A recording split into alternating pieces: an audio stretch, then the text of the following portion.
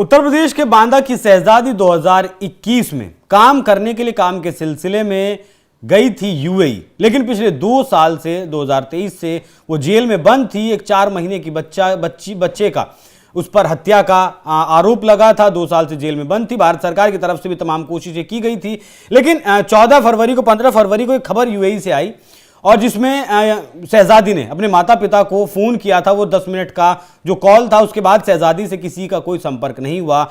उस कॉल में शहजादी ने कहा था कि मेरे पास बहुत कम वक्त बचा है और 15 फरवरी को शहजादी को फांसी दे दी गई। लेकिन सवाल यह है कि 15 फरवरी को जब फांसी दे दी गई तो फिर भारत की एम्बेसी को जानकारी क्यों नहीं दी गई? 28 फरवरी को इसकी जानकारी क्यों दी गई? और माता पिता जब हाईकोर्ट पहुंचते हैं तब माता पिता को जानकारी क्यों दी जाती है? ढुलमुल रवैया रहा या कुछ और बात रही? इसके पीछे की कहानी क्या कुछ है, उसी पर आज चर्चा करेंगे। चर्चा के लिए मेरे साथ मौजूद हैं हमारे वरिष्ठ सहयोगी पंकज प्रसून। सर, बहुत बहुत स्वागत। शहजादी कैसे यूएई पहुंची, वहां क्या हुआ, उस पर बाद में चर्चा करेंगे, लेकिन पहले बताइएगा कि 15 तारीख को जब फांसी दे दी गई उसके बाद 28 फरवरी तक ये जानकारी दबाकर क्यों रखी गई? ऑफिशियल तौर पर भारत की एम्बेसी को, भारत के लोगों को जानकारी क्यों नहीं दी गई? नहीं, दबाकर नहीं रखी गई जानकारी। जब इनको फांसी, जो यूपी के बांदा की रहने वाली है शहजादी, और अबू धाबी में वो एक हाउसमेड के रूप में काम करती थी।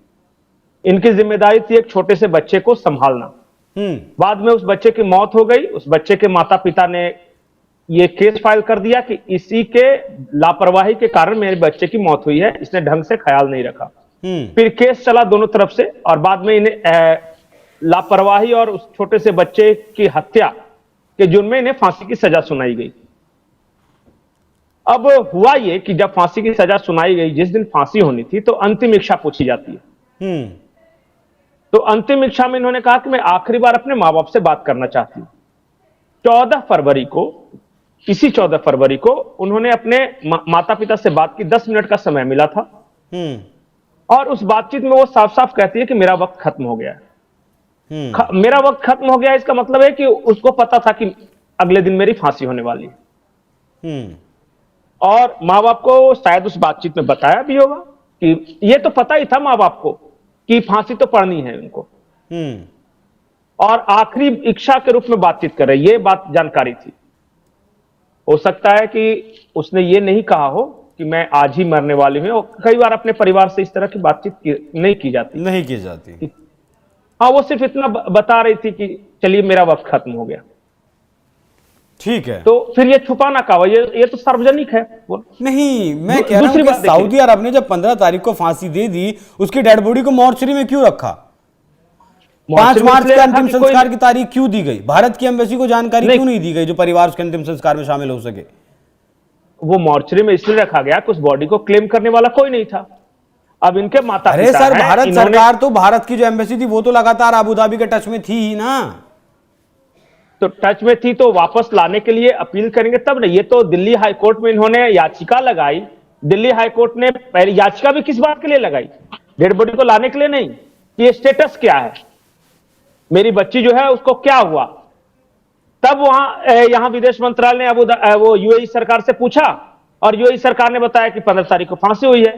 तो अभी क्या स्टेटस है? तो उसकी जो डेड बॉडी है वो मॉर्चरी में रखी हुई है, अबू धाबी की मॉर्चरी में। और तो कब अंतिम संस्कार किया जाएगा? तो 5 तारीख को। 3 तारीख को पूछा है, 5 तारीख को अंतिम संस्कार किया जाता है। अबू धाबी में ही दफनाया जाना इन्हें। बॉडी तो वापस अगर आ पाएगी, ये रिक्वेस्ट लगाएंगे तब तो।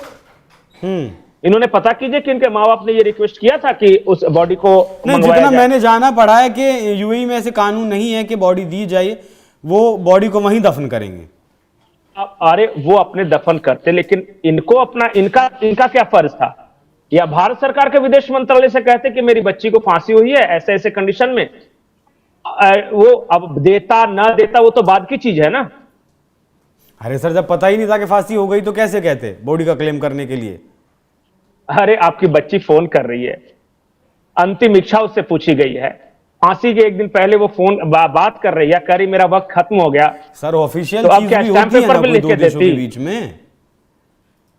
तो इसलिए जब पूछा भारत सरकार ने, तब यूएई सरकार ने बताया। भारत सरकार की तरफ से वो जो उनका एक बात बताइए, एक दिन होता है तब वहां के शेख से ये उसकी सजा को माफ करने की अपील नहीं की गई थी भारत सरकार के द्वारा? ये अगस्त की बात है, अगस्त 2024 की।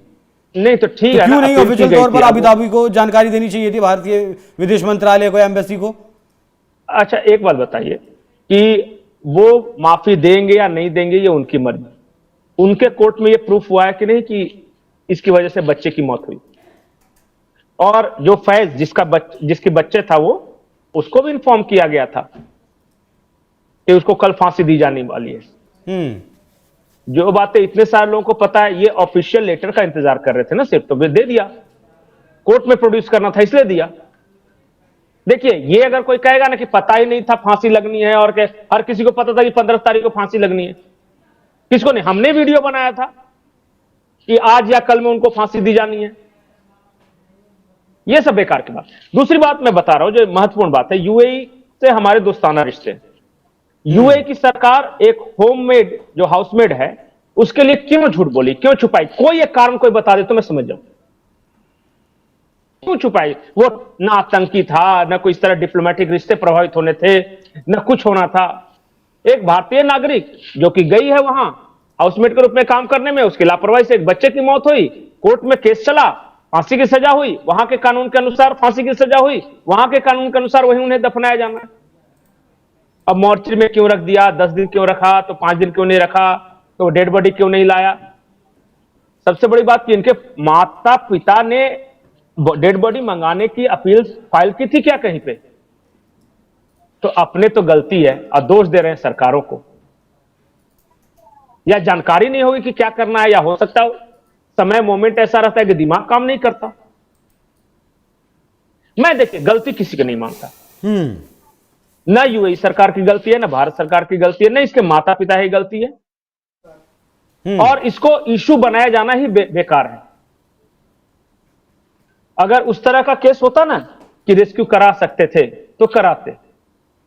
नहीं, हम कतर से भी तो लेकर आए थे शायद, नौसैनिक के जो पूर्व नौसैनिक थे, कतर से, कुवैत से। यही तो नहीं, वो कतर से लेके आए थे। हाँ, कतर से, कतर की जेल में, हाँ, नौसैनिक बनते। देखिए सबसे बड़ी बात है ना कि बहुत सारे लोग बहुत तरह से इसको इशू बनाने की कोशिश कर रहे हैं। कोई कह रहा है कि गरीब थी इसलिए लापरवाही हुई, अगर कोई हाई प्रोफाइल रहता तो ये नहीं होता।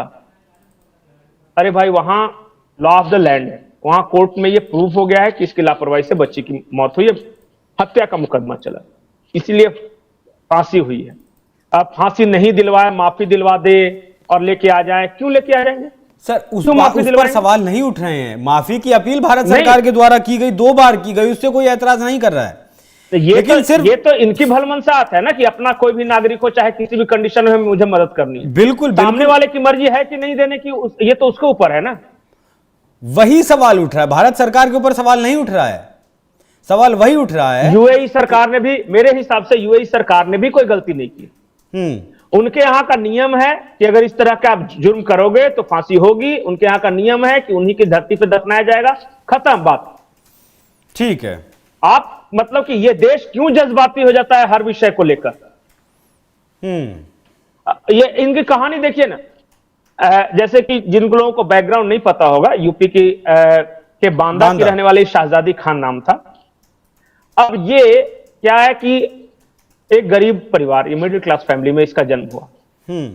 इसने एक बॉयफ्रेंड बनाया, बॉयफ्रेंड ने सपने दिखाए कि विदेश जाओगी तो तुम्हारा पूरी जिंदगी बदल जाएगी। चेहरे पर इनके कुछ निशान थे, हाँ, वो बचपन में सर्जरी हो जाएगी।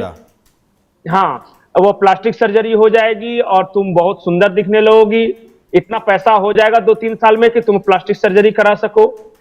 और वो खौलता हुआ पानी गिर गया था बचपन में। खैर, अब उसके बाद देखिए, उसी जो अशरफ था, उसका नाम उस लड़के का शायद, अब उजैर माफ कीजिएगा, और वही उजैर शुरुआत में कहता है कि मैं इस झुलसे हुए चेहरे के साथ भी तुम्हें अपनाने के लिए तैयार हूं। वो अपनाता है, वो पैसे कमाने का वो रास्ता बताता है और नौकरानी बना के भेज देता है यूएई। और वहां फिर बाद में संपर्क तोड़ देता है, कोई खोज खबर नहीं लेता है। इसका मतलब कि वो दलाल था। उसने कुछ पैसे के एवज में भेजे होंगे। 90,000 रुपए और घर के जेवरात लेके वहां पहुंचती है। घर वालों को उस वक्त तक नहीं बताया। उस वक्त ये बहुत होशियार थी, और जो गलत तरीके से जा रही थी तब तक होशियार थी। और जब वहां पे एक नौकरी मिली और उस बच्चे नौनिहाल की मौत हो गई, और जब सजा हुई तो भारत सरकार मदद करो रे, तो माँ बाप गलत हो गए तो उन्होंने ये नहीं किया, तो वो कभी ये तो देखिए कि किस कंडीशन में गई थी, क्या गलती थी इसकी। इसलिए मैंने कहा कि हम क्यों जज्बाती होते हैं हर विषय में। ये पैसे के लालच में गलत तरीके से गई थी और वहां पे इसने जाकर जुर्म किया, वहां के कानून के अनुसार सजा हुई। ठीक है। भारत सरकार अपनी ओर से देखिए, चूंकि हमारा नागरिक है, अच्छा है बुरा है अपना ही है, तो हम अपना जो फर्ज है वो निभाएंगे। उन्होंने अपील की कि भाई अगर इसे माफी दे सकते हैं तो दे दो। वहां की सरकार ने कहा कि नहीं मिल सकती माफी। ठीक है।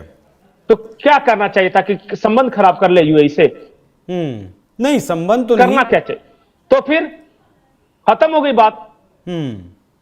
अपने भी देश में रहता कोई तो इस तरह का कोई जुर्म करता तो यहां भी कोई सजा मिलती। बिल्कुल बिल्कुल बिल्कुल बिल्कुल बिल्कुल। तो देखिए, मुझे कोई अनुभूति नहीं। ठीक है, भारत की बच्ची थी, इसके साथ जो भी हुआ धोखा है, कम उम्र में प्यार के चक्कर में फंस के वो गलत उसने स्टेप उठाया, वो सब ठीक है। लेकिन अब जो हो गया सो क्या कर सकते हैं? ज्यादा से ज्यादा हम सहानुभूति जता सकते हैं कि नहीं होना चाहिए था। ठीक है, बहुत धन्यवाद पंकज जी। तो फैज और नादिया उस कपल का नाम था जिनका 4 महीने के बच्चे को संभालने का, बेबी सिटिंग का काम कर रही थी नादिया। और नादिया ने अपनी सफाई में कहा कि रेगुलर वैक्सीन उस दिन उस बच्चे को लगी थी जिसकी वजह से उस बच्चे की मौत हो गई। लेकिन एक वीडियो भी पुलिस की जांच में सामने आया जिसमें यह कबूला था शहजादी ने कि हाँ उसी से गलती हुई है या फिर जो भी कुछ लापरवाही रही उसी की रही थी। भारत सरकार की तरफ से खूब प्रयास किए गए, कोशिश की गई। सितंबर 2024 में भी यूएई सरकार को कहा गया कि आप अगर माफी दे सकते हैं तो इसे माफी दे दीजिए। फिर अगस्त 2024 में भी कहा गया माफी दे दीजिए, लेकिन माफी वहां की सरकार से नहीं दी गई और 15 फरवरी 2025 को शहजादी को फांसी दे दी गई। 5 तारीख को अंतिम संस्कार करने की आखिरी तिथि। अब देखना होगा कि कोई परिवार का सदस्य अबू धाबी जाता है, उसके अंतिम संस्कार में शामिल होता है या नहीं। बाकी भारत सरकार ने पूरी अपनी कोशिश की थी। पंकज जी बहुत बहुत धन्यवाद। दर्शकों चर्चा कैसी लगी कमेंट कर जरूर बताइएगा। नमस्कार।